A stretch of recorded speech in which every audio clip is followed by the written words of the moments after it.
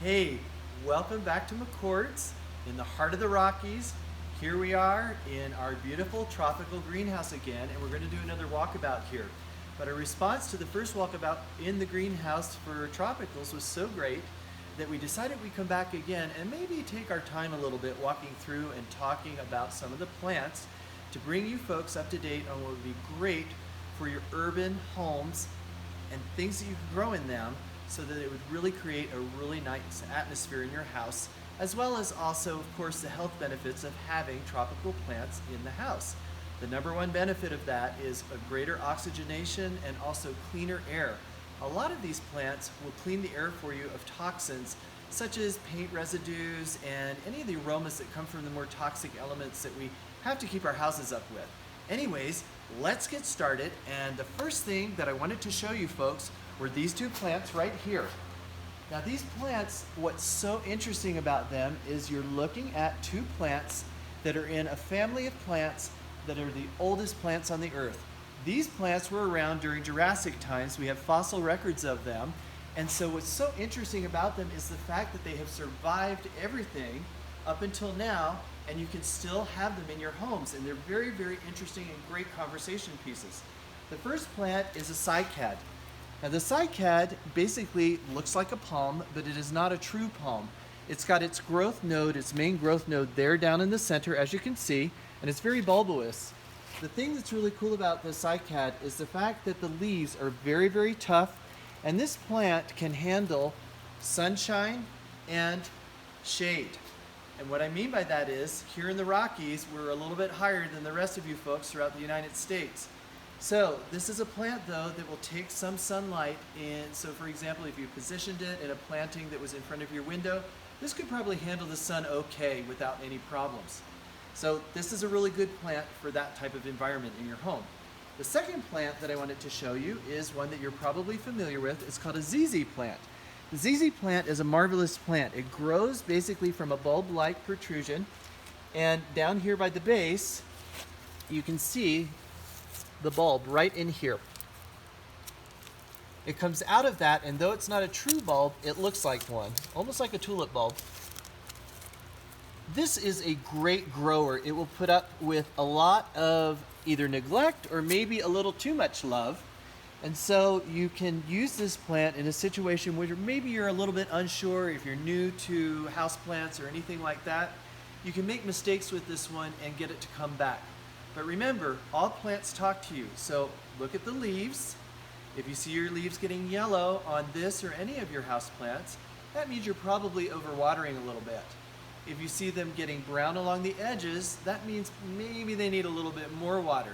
So those are some simple things that you can do to keep these plants alive and beautiful for your home and improve the ambience of every room. All right, so now we're going to go for the walkabout part, folks. Come follow me. I want to show you some really beautiful and interesting plants. Let's go down this aisle here first. Now, if you remember, in the previous walkabout video that was the short video, we kind of brushed over Dieffenbachia. The reason why I wanted to talk a little bit about Dieffenbachia is because I mentioned in the previous video that this has some toxicity to it. The common name of the Dieffenbachia is dumb cane. Dumb as in unable to speak, and cane as in having to use a cane to walk with. What happens is when you ingest any of the sap from this plant, is it can cause your mouth to become numb and your speech to become slurred. It also affects the central nervous system and causes you to swagger as you walk. So those are definite signs of toxicity of the plant if you've ingested the leaves or gotten any kind of a sap contact into you. But the reason why I do share this with you is I'm sure you folks are smart enough to know not to eat this, but keep in mind, if you have a Dieffenbachia and you have pets or small children, you want to keep this up on a shelf.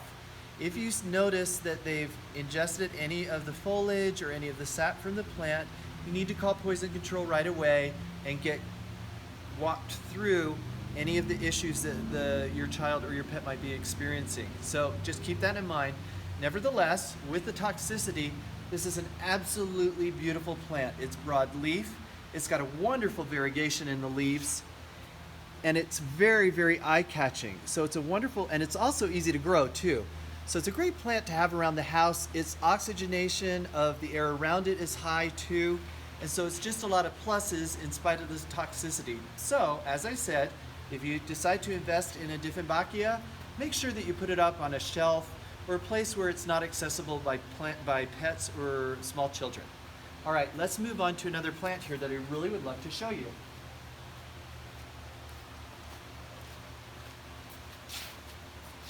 Now this one is one of my favorites. I really love this plant because it's difficult in the houseplant world to find plants with color. And this one has got an absolutely beautiful coloration. It's variegated.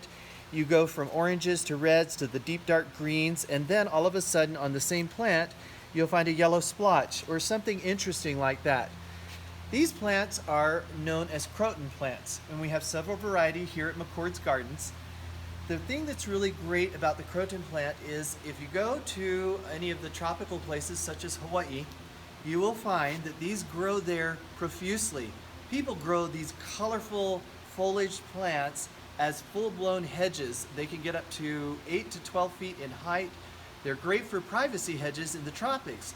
But here on the mainland and in colder climes, such as the Rocky Mountains, they make absolutely wonderful houseplants because it's a splotch of color in the dead of winter, and it really can brighten your day and give you hope for spring.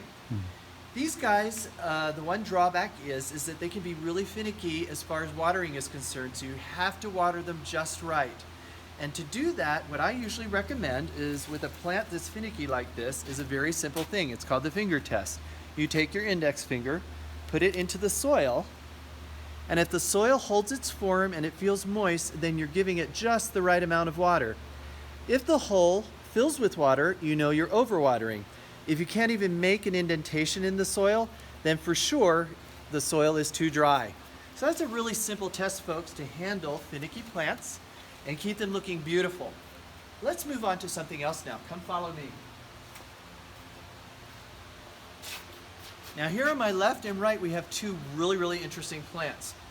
The reason why I want to talk about the one on my left is because this plant participated in a study in the space station for NASA. NASA had a problem several years ago in rejuvenating the oxygen in the space stations and in Skylab. Now I'm dating myself. At any rate, this particular plant was #1 on their list of plants to produce oxygen in the space station and clean the air out. The reason why it was is because this particular plant produces oxygen 24 hours a day. So even when the sun is down, this plant will put off oxygen. It's a great plant to put in a room where you have a child that may have croup or bronchitis because it helps in oxygenating the air and cleaning the air too.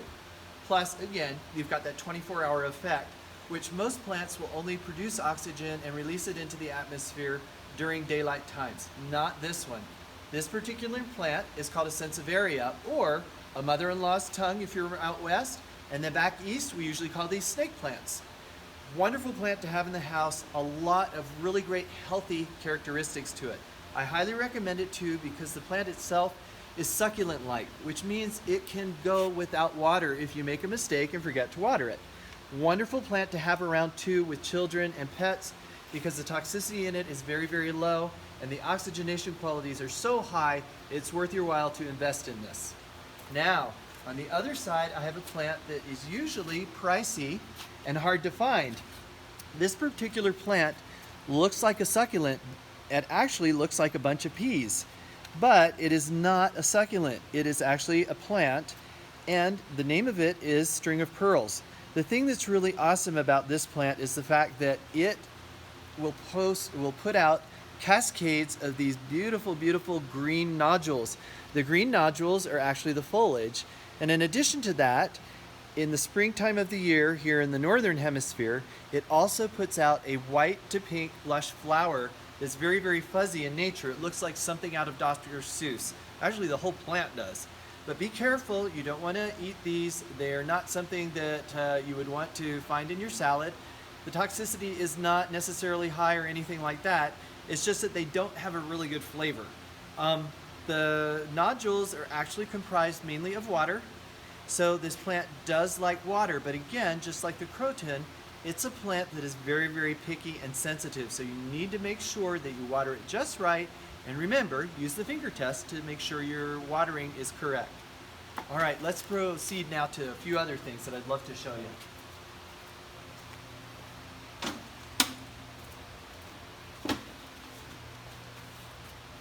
Now, we are coming up on a very, very popular plant right now in the US.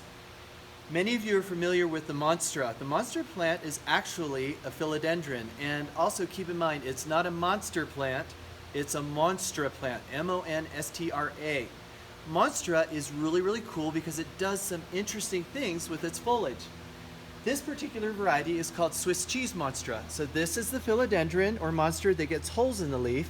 And though these plants are young, you can already see that the leaves are starting to split, which adds a really, really nice accent to the plant itself and also creates it as a conversation piece in perhaps your living room or den or wherever you might have it in your house. Monsteras are actually very, very durable. And I've got a story about monsteras here at McCord's Gardens. I had an employee that was looking for an alba monstera, which is a white monstera. They're really, really rare to find because they are genetically defective. That white coloration is a genetic defect. And so what that means is you can't reproduce the particular plant by seed or anything by that means, by a natural means. You have to take a cutting of that plant to reproduce it exactly right so that the genetic mutation shows up. Well, we do have a lot of these monsters around here at McCord's, and the very day that my employee asked me, do we have any the alba ones, I said, no, we don't grow that particular variety here, and they're really, really hard to find.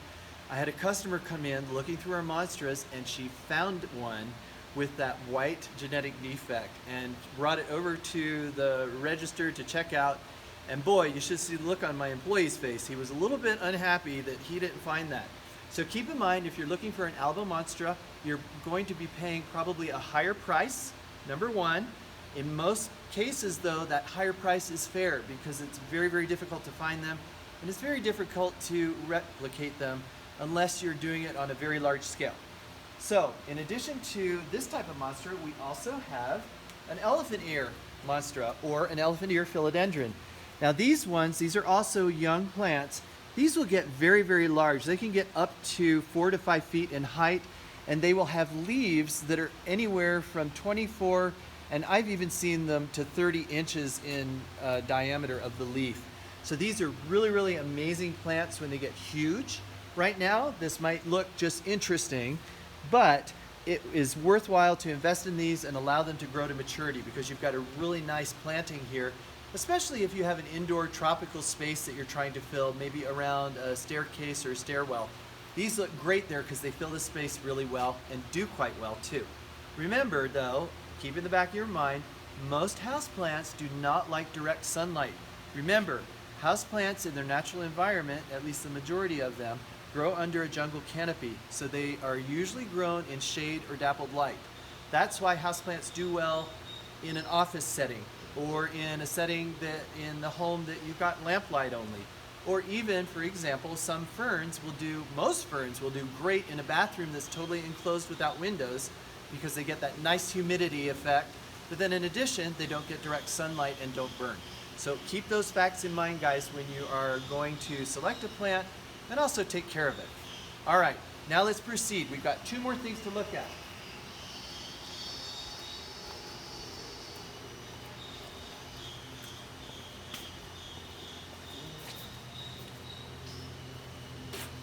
Let's see here now. We are going to go up this aisle over here real quick. We have a whole row of peace lilies along the wall here. And if you'll notice, and I'll take you up to some that are actually in bloom. These peace lilies are coming into bloom right now. Usually peace lilies will bloom 2 to 3 times a year. Once in the spring, once towards the end of summer, and then once towards the end of November, right around between Christmas and Thanksgiving, you'll be able to see blossoms on these. Peace lilies are another plant that NASA used in its experimentation in the space stations. They also are really good at releasing oxygen into the air. But the thing that's really great about the peace lily is it cleans the air. It's one of the top air cleaning plants. that you can get. Again, it removes toxins that may come from paints and stains or anything of that nature. So another great plant to have around. But again, this is one that we want to keep out of reach of small children and pets. It does have a mild toxicity. It will upset your stomach if you ingest it. Again, if that happens, your first line of defense is to call poison control right away and tell them exactly what plant that your child or that your pet ingested, and then get their direction on how to solve the problem. Okay, follow me just up here because I want to show you these peace lilies when they're in bloom. They're absolutely amazing. They look very much like calla lilies, but their sepal is much bigger and very, very white.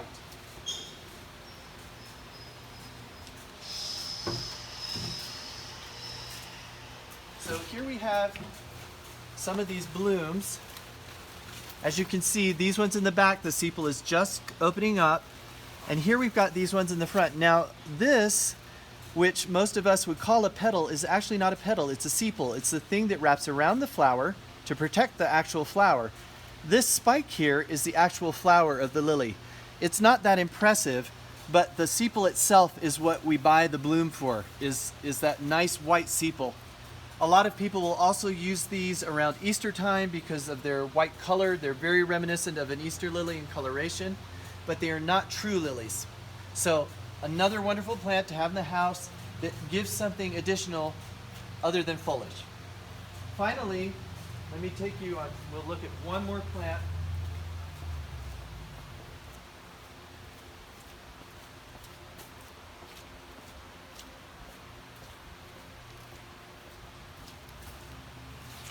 Another popular plant at this time in the United States is the Fiddle Leaf Fig. People love these because they grow even indoors into actual tree-sized plants. They are a true tree. They're not a plant, they're a tree.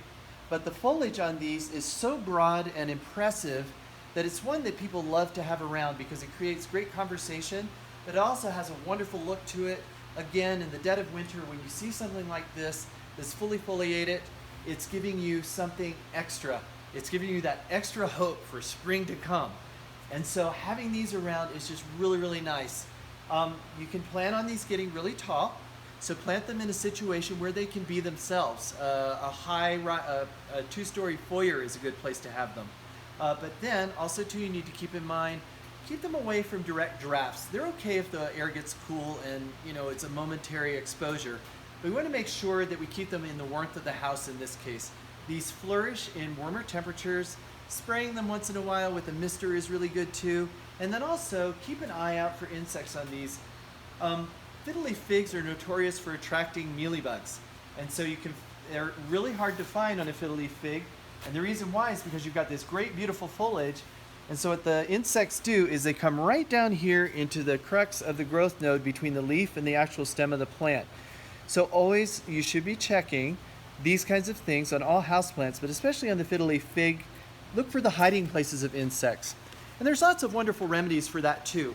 One that you can try is the old grandma recipe of a teaspoon of Dawn dish soap to a quart of water in a sprayer. Shake it up to put it in solution and then spray the plant. What that Dawn dish soap does is it coats the insect and clogs its breathing holes so that it can't breathe, and it of course kills the insect. With that in mind, that is a great, easy solution for something like these insects that can infest the fiddle leaf fig. And it's also something that you can use across the board. Okay guys, right now we're going to wrap it up. It's been great to have you here reinvestigating the Tropicals house in McCord's Gardens here in Provo, Utah, the heart of the Rockies.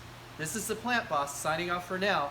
But remember, like us below, and also click the button there so that you can get notifications when we've got a brand new video. Thank you very much. We'll see you later.